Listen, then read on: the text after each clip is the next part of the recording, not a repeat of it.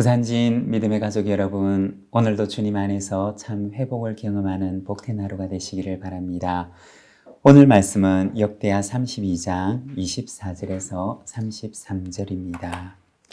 그때 히스기야가 병들어 죽게 되었으므로 여호와께 기도하며 여호와께서 그에게 대답하시고 또 이적을 보이셨으나 히스기야가 마음이 교만하여 그 받은 은혜를 보답하지 아니하므로 진노가 그와 유다와 예루살렘에 내리게 되었더니 히스기야가 마음의 교만함을 뉘우치고 예루살렘 주민들도 그와 같이 하였으므로 여호와의 진노가 히스기야의 생전에는 그들에게 내리지 아니하니라.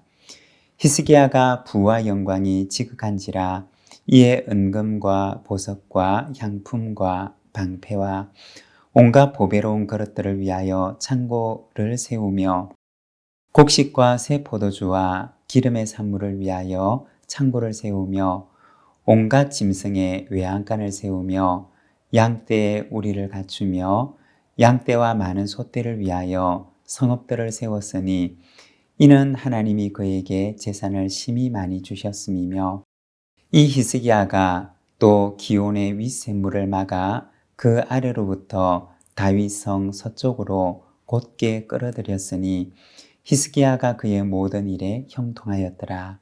그러나 바벨론 방백들이 히스기야에게 사신을 보내어 그 땅에서 나타난 기적을 물을 때 하나님이 히스기야를 떠나시고 그의 심중에 있는 것을 다 알고자 하사 시험하셨더라.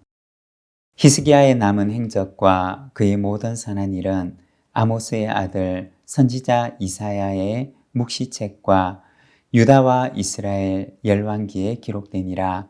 히스기야가 그의 조상들과 함께 누움에 온 유다와 예루살렘 주민이 그를 다윗 자손의 묘실 중 높은 곳에 장사하여 그의 죽음에 그에게 경의를 표하였더라. 그의 아들 므낫세가 대신하여 왕이 되니라. 아멘. 오늘 우리가 함께 읽고 있는 말씀에서는 히스기야 왕의 마지막 모습과 그의 훌륭한 점도 있었지만 또 부족한 부분에 대해서도 말을 하고 있습니다. 24절에서 26절의 말씀입니다. 그때 히스기야가 병들어 죽게 되었으므로 여호와께 기도하며 여호와께서 그에게 대답하시고 또 이적을 보이셨으나 히스기야가 마음이 교만하여 그 받은 은혜를 보답하지 아니하므로 진노가 그와 유다와 예루살렘에 내리게 되었더니 히스기야가 마음의 교만함을 뉘우치고 예루살렘 주민들도 그와 같이 하였으므로 여호와의 진노가 히스기야의 생전에는 그들에게 내리지 아니하니라.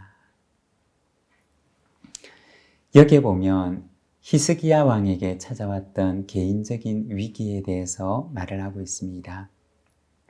24절에 보면 그가 병이 들어 죽게 되었던 일을 말합니다. 열왕기서와 이사야서의 말씀을 보게 되면 이 일이 조금 자세하게 소개되어 있습니다.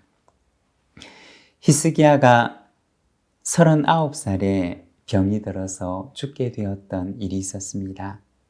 하나님께서도 이사야 선지자를 보내서 이제 곧 죽게 될 것이니 집을 정리하라고 하는 말씀을 하십니다. 그때 히스기야가 하나님께 눈물로 통곡하며 기도합니다. 하나님께서는 그의 기도를 들으시고 그의 생명을 15년 연장시켜 주십니다. 그리고 증표를 보여주셨는데 해 그림자가 10도를 물러나게 하는 기적을 보여주셨습니다. 그런데 오늘 말씀에 보면 히스기야가 마음이 교만하여 받은 은혜를 보답하지 아니하므로 진노가 그와 유다와 예루살렘에 내리게 되었음을 말합니다. 놀라운 은혜를 주셨지만 그러나 그는 하나님의 은혜를 망각했던 것입니다. 여러분, 우리도 돌아보면 혹시 하나님께서 나에게 주셨던 은혜들을 망각하고 있지는 않습니까? 시간이 흐르면서 그 하나님의 은혜를 망각하며 살아가고 있지는 않습니까? 내게 주신 하나님의 은혜를 다시 한번 기억하고 감사를 회복하는 하루가 되시기를 바랍니다. 이어지는 말씀에서는 하나님께서 히스기야 왕에게 주셨던 부와 영광에 대해서 말씀을 합니다. 27절에서 29절 말씀을 보면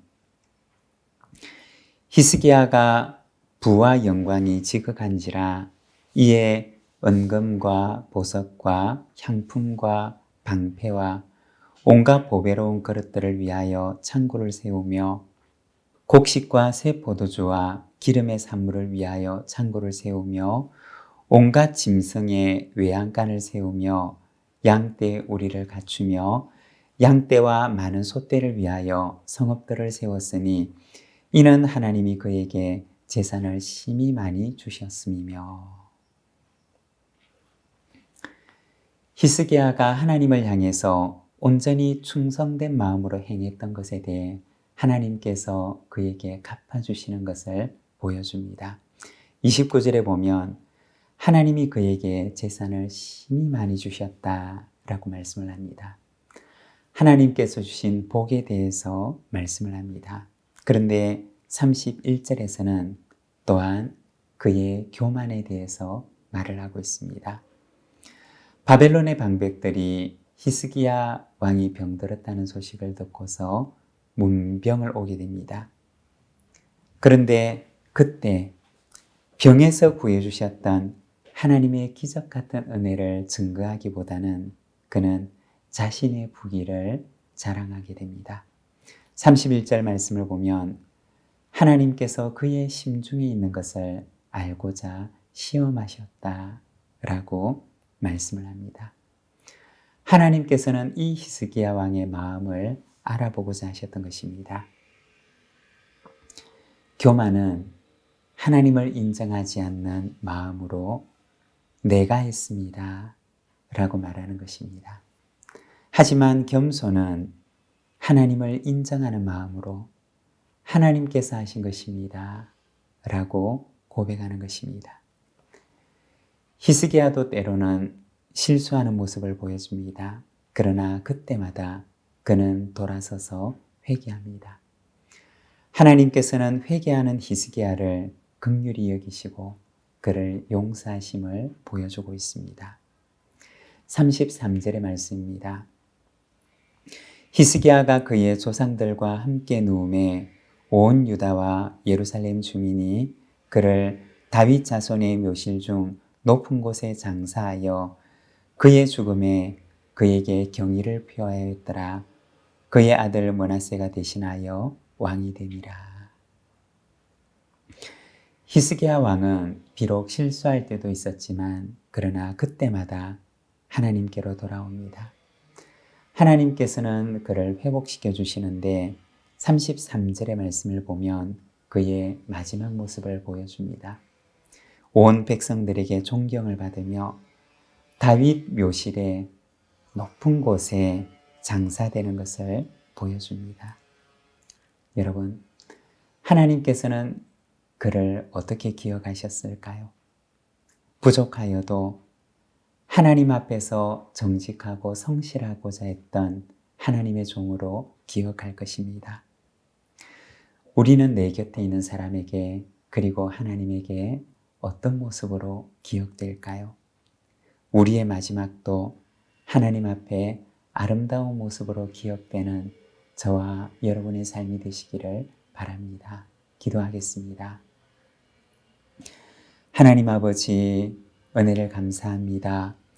오늘은 말씀을 통하여서 히스기야 왕의 마지막 모습과 때로는 부족하였지만 그때마다 하나님께 돌아오고자 하였던 그의 모습을 우리가 바라봅니다. 하나님 아버지, 참으로 연약한 우리를 주님께서 붙들어 주셔서 우리를 긍휼히 여기시고 주님께로 돌아갈 때마다 하나님 연약한 우리를 다시 세우시는 주의 은혜를 허락하여 주시옵소서. 주님, 참으로 하나님 앞에 아름다운 이름으로 기록된 자가 되기를 원하오니 주님, 오늘도 연약한 우리를 붙들어 주셔서 우리의 몸과 우리의 마음과 우리의 걸음을 주님께서 선하고 아름답게 인도하여 주시옵소서. 예수님의 이름으로 기도드립니다. 아멘.